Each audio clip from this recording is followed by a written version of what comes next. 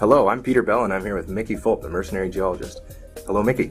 Hello, Peter. What a wonderful May we are having in Vancouver. Sunny, a bit cool, but it seems more like July here than it does May, which is oftentimes gray and rainy or drizzly or just gray. Weather report, various shades gray. Well, who knows? I hope July doesn't get gray weather then. Yeah, true. Or maybe that's a good thing, right? If we're all in town for the Sprott Symposium and the weather's terrible, it gives us an excuse to stay in the hotel and spend time in the conference room. What about the boat cruises? Oh, yeah. Those are at night, and they have the canopies and everything. You're protected. It'll be okay. Okay. So, some major news today. Maybe surprising, maybe not. First Quantum and Northern Dynasty terminate an option on Pebble. Mm-hmm. Whole can of worms there. I don't follow the story particularly closely. I gather you've been to site, though, yourself. I have. Probably about 5 years ago. Interesting deposit. Great discovery. Yeah. Leach cap discovery. Yeah. Deposit doesn't really outcrop, but the leach cap does, and so it was a very good job by Mickey Geologists, which were the ones that first landed on the site in a helicopter. Wow. Quite a number of years ago. Alaska. Pretty extreme. Was it pretty rugged country up there? No, it's not very rugged country, but as with most parts of Alaska, it's quite remote. Mm-hmm. And that's the problem. Yeah. The remoteness for infrastructure is a serious difficulty there, which is why in these economic studies that have been done, why the capex is so high, and basically why it's a sub-economic deposit as the mining plan is presently configured. So there are two deposits, West Pebble and East Pebble. The economic studies have kind of been done on the grand poobah, if you will, of a big open pit. The big one, yeah. And I've always been curious, and I brought this up with HDI personnel more than once. What about East Pebble, which is deep, across the fault, but it's very high grade in both copper and gold. And it's huge. Yeah. And why don't you do a published economic study of that deposit and see if that works? Yep. And I've never been satisfied by their response with that, but the deposit has a history of majors coming in. What First Quantum's not a major. I would classify First Quantum as a mid-tier copper mining exploration development mining company.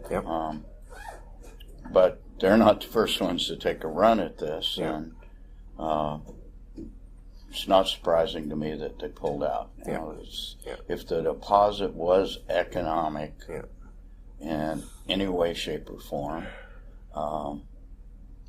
they could make peace with the one person that is most vehemently opposed, who runs a hunting fishing lodge just north of the current planned development. They would make peace with that billionaire, and he's a billionaire, and I'm sure he has a price. And that's never happened. So. Anyway, not my favorite copper deposit. Certainly not. But an interesting example of some important issues, right? This tendency for the engineers and the executives to make something as big as possible. I had a pleasure to attend money mining seminar with Gerald Whittle. He's the son of Whittle Pitcone. Infamy. And they have a consulting company now as well that's been active for some time, and amazing to hear some of the stories and the case studies of projects where they've gone in and had success doing the kind of hard decision making that you're describing there, where you cut off half of the thing and find that all of a sudden it is economic. Well, there's only two things you can't change about a mineral deposit. Or you can't engineer, or you can't use good old Yankee ingenuity, if you will, to mitigate difficulties. And those two things are, you can't change the geology, and you can't change the geography. And other than that, I would dare say that we can, with innovation, technology, new ways of thinking, robotics, artificial intelligence, hydraulic mining, hydraulic drilling, all this stuff that's coming out now, disruptive to the mining industry, that we can solve a lot of these problems and make deposits that currently look sub-economic, economic deposits. You know, it's as time goes on, we historically mine lower and lower grades, and we historically reduce the real costs of mining. And, you know, I'm a cornucopian, and Earth has lots of resources, and I firmly opine that when we need something, we will get it, we will develop it, or we will find substitutes for it, alternative materials to progress human culture and the human condition. Sounds like copper, screaming copper to me here. In reading in between the lines here. we don't have enough good copper deposits. We have a looming shortage of copper. Seems to be the buzzing issue right now on the street. Everybody's talking about it. And the problem is we can't find good deposits or good giant deposits. So some of those exist, but generally not in geopolitically stable parts of the world.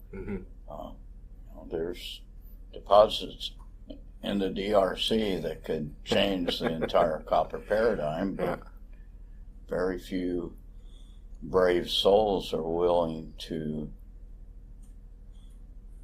subject themselves to the vagaries of operating in the DRC, and we've seen this time and time again. I mean, how many times has that country changed its name since it gained independence, if memory serves, in 1961? And that's symptomatic of the problems that occur not only in the DRC or whatever it's called, Zaire, or the Republic of Congo, or the Belgian Congo, or whatever else you want to call it. The history. It's not restricted to Central Africa. I think it's endemic to the southern half of Africa, but it's just the way it is.